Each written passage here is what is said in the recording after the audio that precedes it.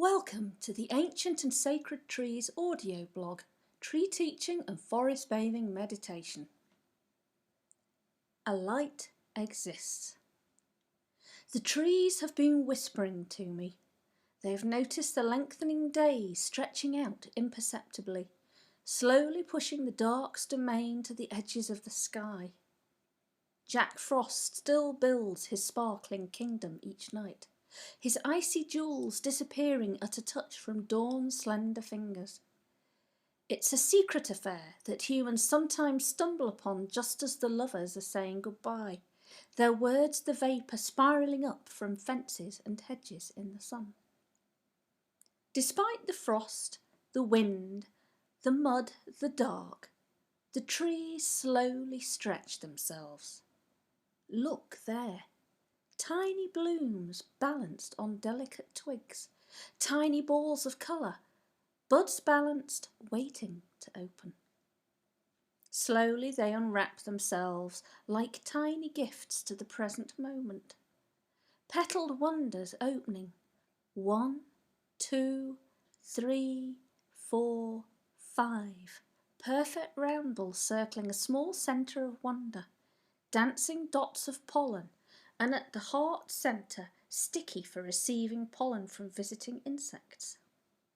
The flowers so exposed, out on a limb they sit, open to the wind and the rain and the storms and the cold. Pretty and pink against dark grey clouds and rain-swept, wind-swept trunks. But here, against the green grass, the colour combination feels very satisfying.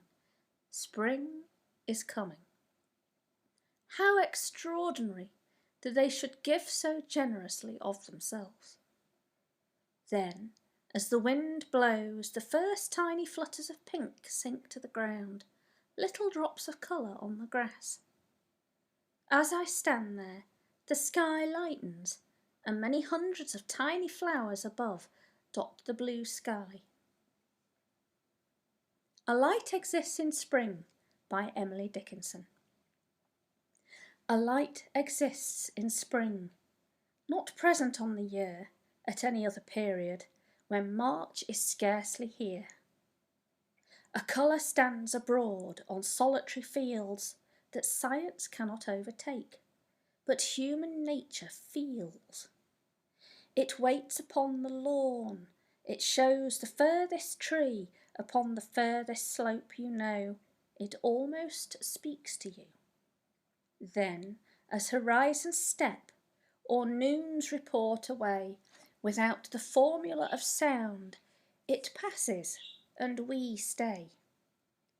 A quality of loss, affecting our content, as trade had suddenly encroached upon a sacrament.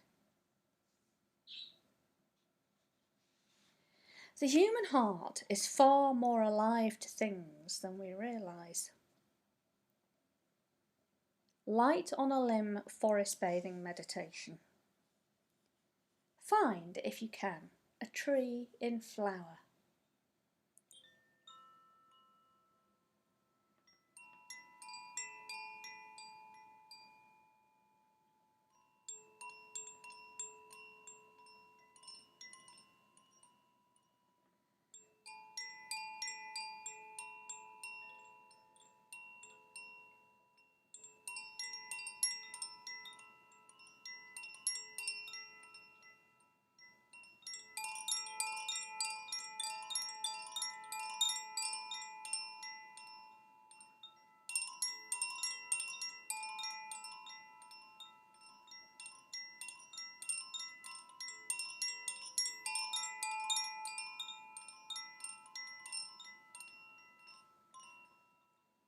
As you walk, you are aware of the sky above your head.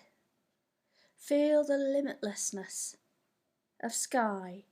Be aware of the blue arc around the earth, with clouds floating, great sails that curve with the wind. When the rains come, the cloud ships lighten their loads. The light comes and goes, sometimes dark, sometimes bright. Feel the quality of the light upon your face.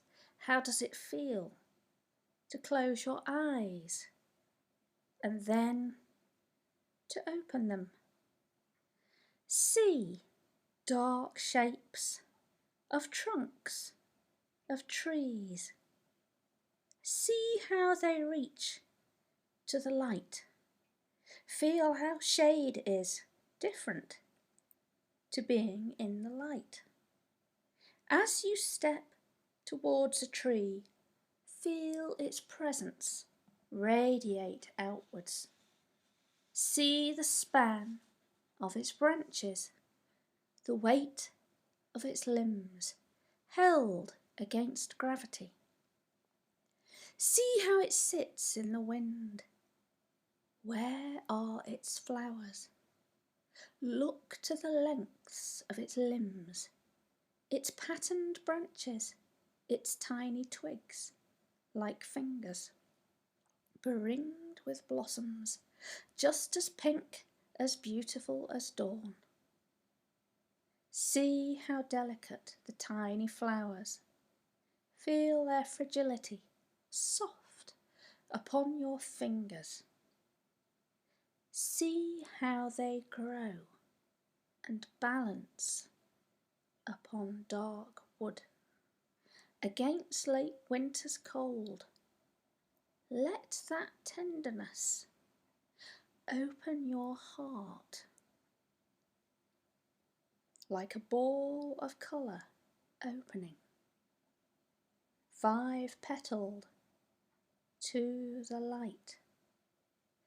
As you breathe, feel your chest. As you breathe, feel your chest open. As you breathe, feel yourself open to wonder and curiosity. Let your heart love what it sees. Let love open the flower of your heart.